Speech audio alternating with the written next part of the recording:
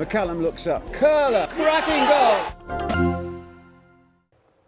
So, welcome everybody. I've got my David Dimbleby glasses on, but I don't know about the brain. The brain all belongs to the fellow on my left, who, as you all know, is Eastbourne Borough's manager, Jamie Howell. And we're looking to put to him a number of questions that have come in from people who are regular supporters. They've all named themselves on the questions, which is great stuff, so that we know who we're talking to. We're doing it this way so that you can watch and listen again and again, put it on your favourites list, but we hope we'll cover the ground. It's a really random set of questions in a way. I tried to put them in order, got them here on my tablet to prove that it's not just on the back of my envelope, and it doesn't really work in any particular set order, so you might get one coming up that you or Jamie thinks is massively important and the next one sounds trivial, like how many sugars does he have in his tea?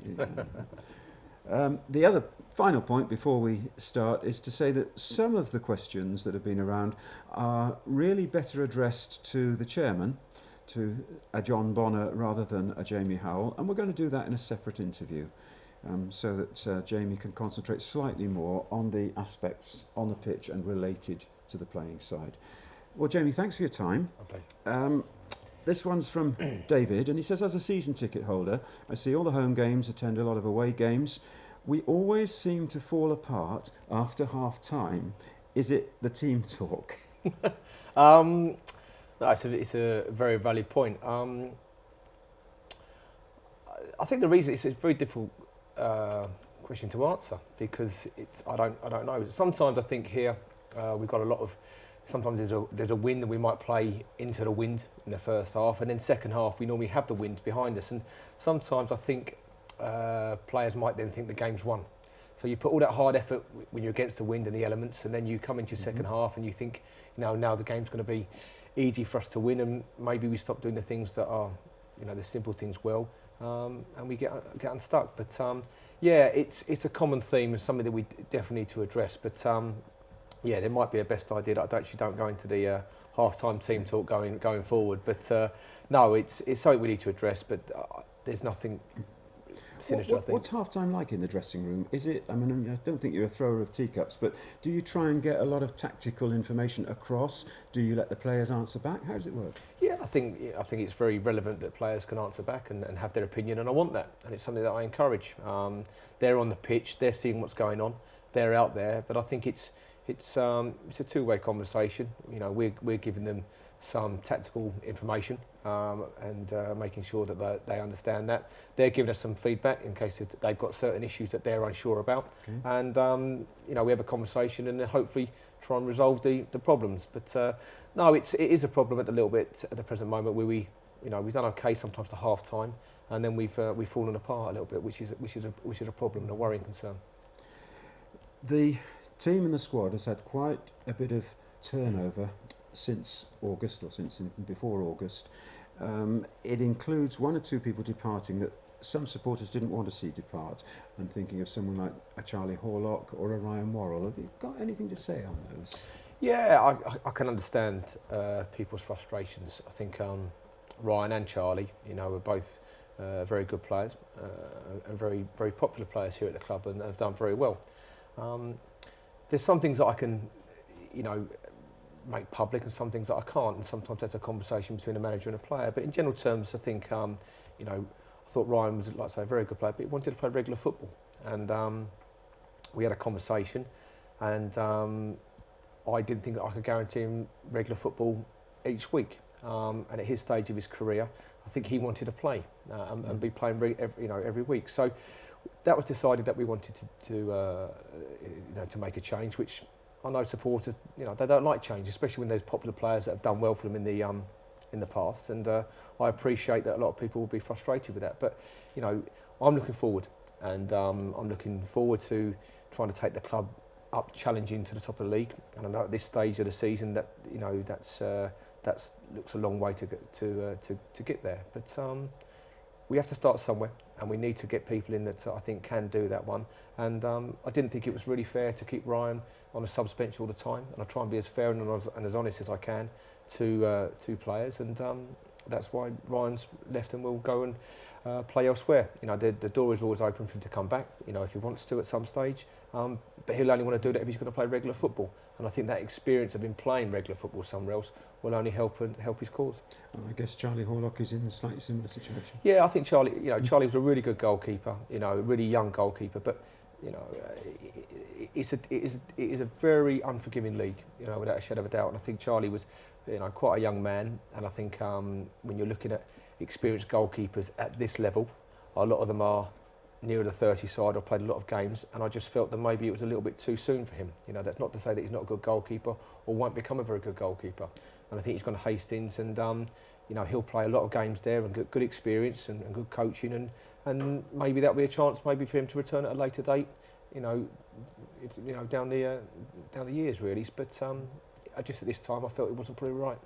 And going back more generally to the sort of turnover in the squad, you've had a number of loan players, ins and outs, and we've got a question from Alan, in fact, who says loan players, I believe it's now 5 that contribute. I don't know if it is that many, but does it contribute to instability in the team? And shouldn't we, you know, try and collect a core of players who are permanent? Yeah, it's a very relevant point and a good point, and we've used far too many players than what I would have liked. And the simple answer to that really is that I think, and my dates could be wrong, but Tommy left obviously quite late in the last year. My appointment then came in May. A lot of the players that you want are already normally fixed up by then. So, you know, we've got some people that wanted to be at the club, some people that didn't want to be at the club. So we didn't really have a settled team from day one. And then when it's like that, you're trying to bring in players to cover cracks and things like that.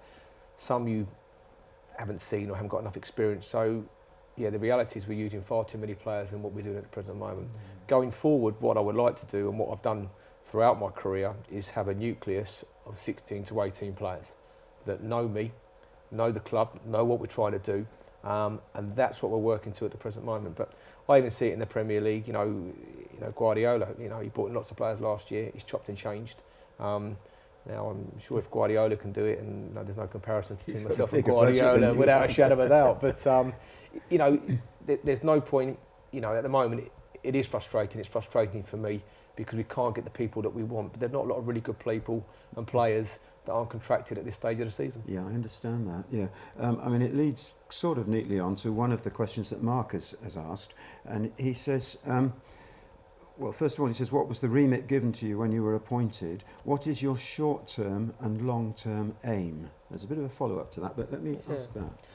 I think, like I said, the remit was progression and to take the club forward. And that's what that was asked of me. I think you know, it's a fantastic club. I really enjoy my time here at the present moment, but it's a big job, and I think you know, without being disrespectful, and I'm definitely not. You know, I think the club has been sort of stagnant for maybe the last sort of 4 or 5 years, where it's been mid-table and it's not been promoted and not been relegated. So it's been very, very steady ship. But you know, we want to be challenging, and I think we want to try and play a style of football that gets people, you know, off their seats and enjoying coming to watch us on a Saturday.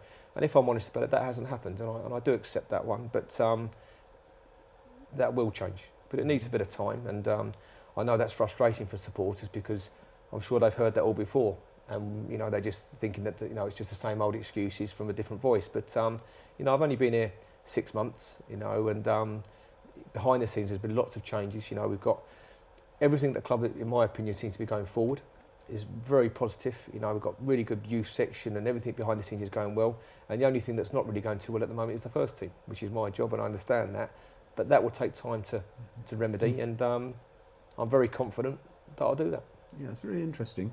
Mark's follow-up to that is, do you think it's realistic to build a side at National South level based on local players? To a degree, yeah, I do. Yeah, I think, you know, I lived in Sussex for most of my life. Obviously, I've been away. I've been in obviously in the Midlands and been into London for quite a few years. And I do understand the mentality that they say sometimes on the Sussex coast. You know, we haven't got enough people that are good enough football players. But I think if you get the right people in with the right characters, I think there are enough good people in Sussex. But I think it's getting them in and getting them early. There are certain people that we do need them, and we're not restricting ourselves just to Sussex-based players. But the majority of players I think we can find from Sussex. And I think you have to ask yourself, why would people want to come and play for Eastbourne if you lived in London or further afield? You know, and I don't think we're the only club on the south coast that's struggling a little bit to do that. So you have to offer them something to come and play. Now that's huge financial amounts of money, which I don't think we've got, and I don't think we want to go down that route, because I think you could attract people that come to your club for the wrong reasons. What we need to do is to attract people that want to be here, that want to represent Eastbourne, want to represent the fans, and want to represent me. And if I get that, and it will take a bit of time to get it from there, we will end up having a good team. I've done it before. I think in my last 8 years, I've done well. I think maybe in the last 7.5 years, it's been going on a very well. In the last 6 months, maybe it's flattened out a little bit. But that's life, and sometimes it goes up and you go down. But we need to make sure that I actually continue to do well and get the right people in. Let's talk about your management team, because a couple of people have asked varying questions around that. There's one question. Do you think you would benefit from more experience in the management team, in the staff there? Well, I think my management team is very good. I think I'm very pleased with it. We're a very tight team that all have different skill sets and do well. I've got Danny, and I think sometimes poor Danny comes in for a lot of stick, if I'm honest about it, which is unfair. Danny does a lot of work behind the scenes, helping me out, and doing a lot of things that I can concentrate solely on football. I also got John Meaney, that's is about as good a young coach as there is out there at the present moment, and he's doing exceptionally well. Very qualified, and we've got Ian with his wealth of experience. So, I understand the question with that one, but really I'm very happy with what I've got at the present moment. Yeah.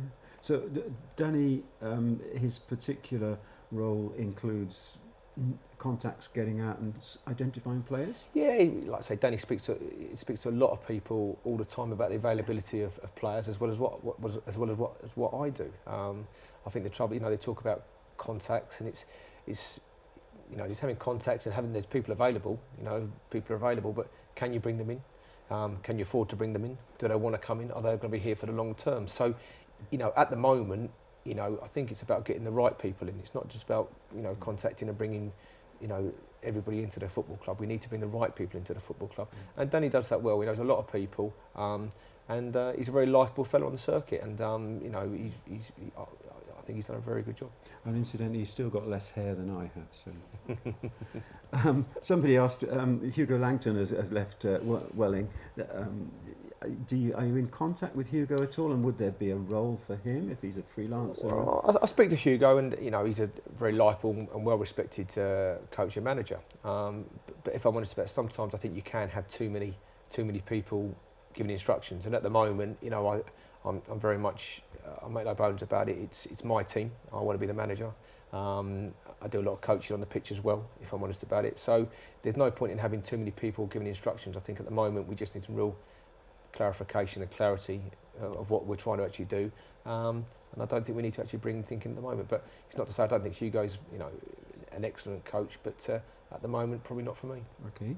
Incidentally, are you now a full-time employee of the club? Yeah, I've just come just after Christmas, so just trying to get my feet underneath the table as such, and it's been great, getting into the academy, understanding what we do there a little bit, and seeing the good work that's been done there. Yeah, and just getting to meet lots of other people at the club that work here and do and volunteer all the time and do a lot of unselfish work. So yeah, it's a fantastic place to work on, and it makes me even more determined to bring success here.